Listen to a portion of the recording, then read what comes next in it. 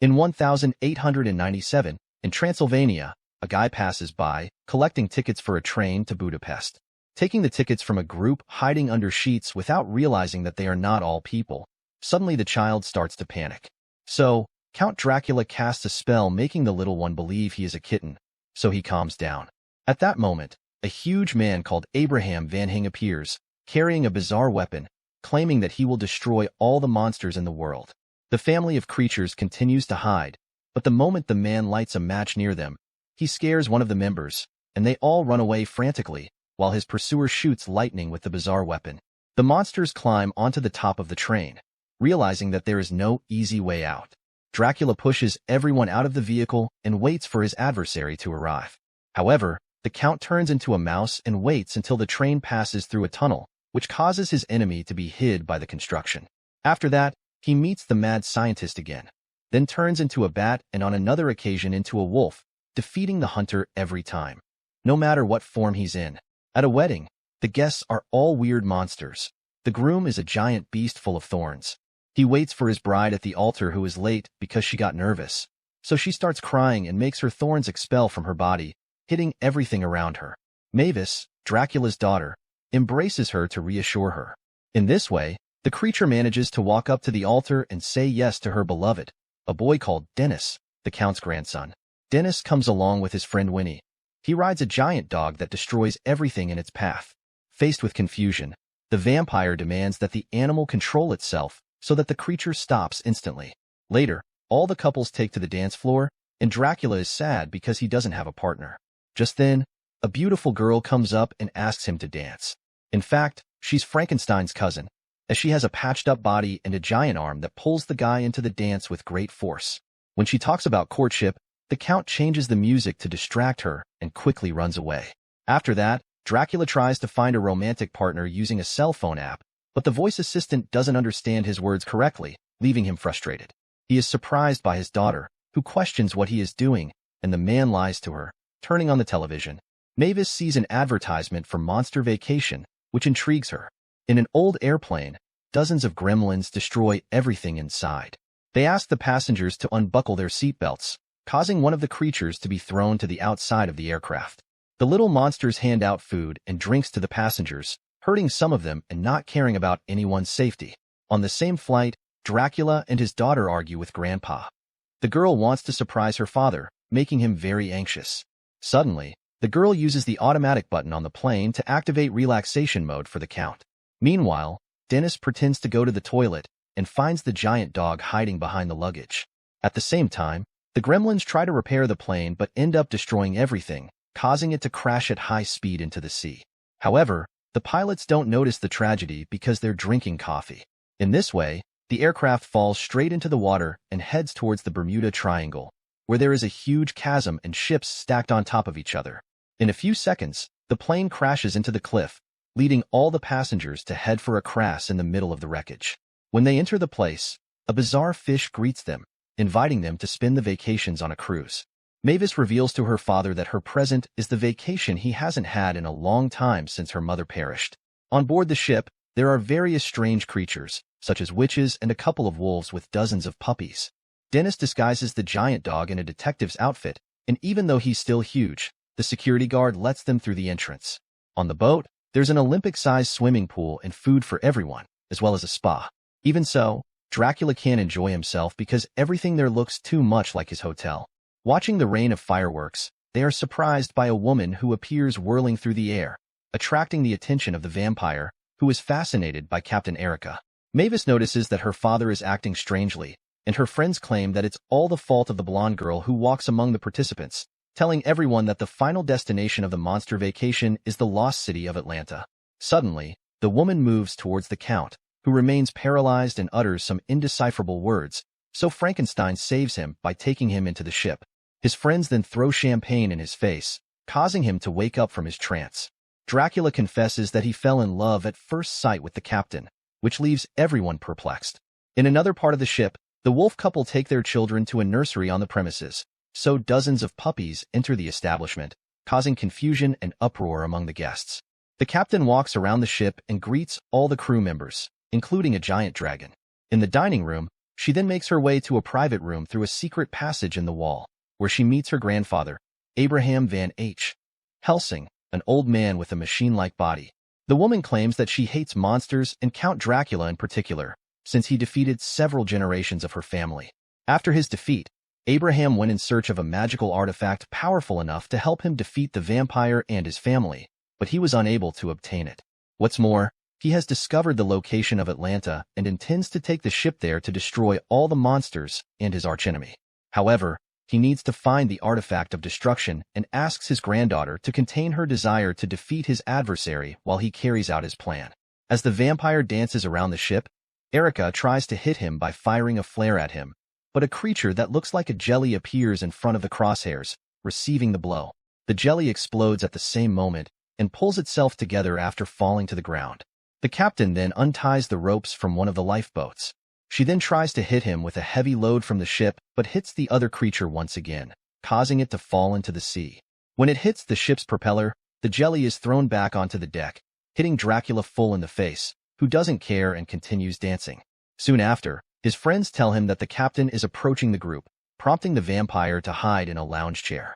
The team is interrupted by Mavis, who invites everyone to play Monster Ball. Murray starts the game by throwing a ball that seems to have a life of its own. Everyone manages to rebound the shot. Frankenstein delivers a slash, causing the ball to be filled with flames. She moves towards the Count, who is preparing to attack and hears Eric's voice distracting him, so he receives a full blow from the flaming object. The woman approaches the audience and announces a stop for a dip in the sea. Then everyone puts on their costumes, diving into the water. They head towards a submerged volcano that is erupting. At the same time, Erica directs a fish-shaped submarine, chasing the crew without them knowing. Everyone has fun at the bottom of the sea. Mavis rides on a whale, and Jonathan is dragged along with her, holding onto the giant creature's tail. As the captain watches the family from afar, she is momentarily charmed by the Count's antics, but returns to normal and fires several projectiles at him. However, the vampire accidentally dodges while playing with a stingray. After that, a school of fish similar to the woman's submarine heads towards her, drawing Dracula's attention. He embraces the submarine in order to take a photo, at which point Erica ducks and escapes by ejecting her body from the vehicle. Even so, part of her clothing ends up in the photograph, and Mavis notices the strange outfit in the landscape. As they emerge from the depths of the sea, Frankenstein and Murray hear the captain lamenting about not being able to capture the vampire in time, which makes them suspect that she has a love interest in him. So they rush to tell their friend the news. However, during the conversation with Dracula, Erica comes downstairs and hears everything but continues on. The Count decides to ask her out, and despite stammering at the request, the woman accepts. Elsewhere on the ship, Puppy, the giant dog, sniffs out a mysterious scent to a secret passage that leads to the old scientist's hideout. Hearing the commotion at the door, Van Hing waits for the invasion, but Dennis uses magic to stop his dog from approaching the room, pulling him back. During their date, the Count asks Erica her last name, and she distracts him by pointing at the moon. Taking advantage of the fact that the vampire isn't looking, she puts garlic in the food that has just arrived at the table, and he realizes that the food is adulterated, claiming that he has a garlic intolerance. But the condiment can't take his life, so his stomach starts to hurt. At the same time, Mavis finds all her friends and her son playing in a sandcastle on the beach. The monsters pretend that the Count is hiding inside the earthen structure, but Dennis ends up confessing to his mother that his grandfather has gone on a date. On the other hand, Erica and Dracula begin to understand each other, and when they are about to kiss, they are interrupted by Mavis. The girl scolds the vampire and then confesses to Jonathan that she doesn't trust the captain because there's something very suspicious about her. The blonde woman is walking along the deck of the ship when she is surprised by Van Hing. During her conversation with her grandfather, she is surprised by a pair of wolves who pass by innocently enough. At the same time, the old man believes that they are spies in disguise, so he throws tranquilizer darts at them and captures them as hostages. At the same time, one of the ship's employees announces the arrival of the lost city, and the tentacles of a giant octopus appear in the middle of the mist, revealing a huge animal. But it begins to sing happily. The creature captures the boat, leaving it near the outskirts of the city, and everyone enters the place through giant doors that give access to luxurious casinos. Frankenstein intends to stake parts of his body on the site, but his wife forbids him to do so, as he lost an arm and a leg the last time he did it. Yet the monster decides to disobey his beloved. Mavis is looking for her father, who is stalking Erica in order to reveal that he intends to confess to his daughter that he is in love. The man follows the captain to a secret passage in the alleyways of the lost city. As he goes through the door, he makes a lot of noise and narrowly misses alerting the woman to his presence, managing to hide in time. When she reaches the hidden passage, she turns into a bat and manages to enter the place. Erica arrives at a lake where there is a cave. After diving into the unknown waters, she comes across some kind of ancient temple where the magical artifact lies on top of a structure. She ends up stepping on a moving stone, activating a mechanism that fires a sharp axe at the lady. However, someone prevents the object from hitting her, so the woman is surprised by the count. When asked what she was doing there, Erica admits that she is looking for a family heirloom. However, she ends up stepping on yet another trap in the ground, and the vampire saves her life once again. In this way, she walks to the top of the staircase, activating traps that fire various different weapons and flames, and even a giant ball of thorns tries to hit her. Yet the Count saves her from all the traps, taking each blow in his stride. When the woman removes the artifact from its place, the whole place begins to collapse, so Dracula holds her on his lap and takes her outside on the beach of the cave. The captain tries to remove one of the weapons from the vampire's head, but Mavis appears at the same moment, believing that her father is being attacked, and she strikes Erica with magic. The Count confesses that he is in love with the blonde woman, but the girl believes that this only happens once in a lifetime and that it should only have been between him and her mother. Faced with this situation, Erica claims that the two of them can't be together because she would never be with a monster. Later that day, the captain hands the artifact over to her grandfather, but she's not happy about the victory. Nevertheless, the man intends to throw a party to attract all the monsters so that he can destroy them all. Everyone is looking for the party venue and is surprised when a platform emerges from the sea. Mavis can't understand how her father can love a woman who tried to take his life. However, she receives advice from Jonathan and changes her mind, believing that Dracula should go after his passion. She manages to convince the vampire to propose to Erica, but the show is interrupted by Abraham Van Helsing. He shows them the magical artifact that the Count recognizes as his beloved's family treasure and discovers that the woman is his enemy's granddaughter. The subject pulls out a parchment hidden inside the object, on which are written the lyrics of a song. When the melody is played, the sound awakens the giant octopus that was resting at the bottom of the sea. Its eyes turn red, and it appears in a rage in front of all the guests. Just as everyone is about to flee, the creature's tentacles destroy the bridge leading to the ship. Dracula decides to confront the monster, who is very strong, so he ends up being captured. This causes his daughter to confront the octopus, but she is defeated too. Realizing that her beloved is being destroyed, Erica runs towards her opponent. At that moment, the giant dog decides to help her by throwing her into the creature's eye. The octopus then lets go of the Count, and the captain holds him in her arms. During the escape, the two end up falling off a cliff, and the woman manages to hold on to the vampire while clinging to the wreckage.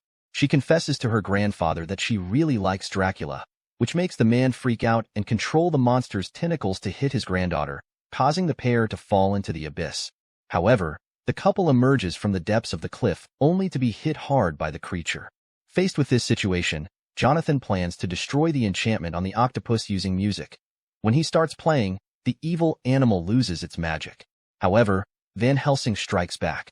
The man gets even angrier when Dracula tries to fight back, so he makes the creature grab the platform on which the vampire stands, about to swallow him and his son-in-law. At the same moment, Jonathan chooses an even more upbeat song so that the monster returns to normal, and everyone starts dancing. Van Helsing plays his evil music once more, but his spell no longer works. At the same time, he begins to dance involuntarily, causing him to lose his balance and fall over the cliff into the sea. Suddenly, his granddaughter begs him to save her grandfather.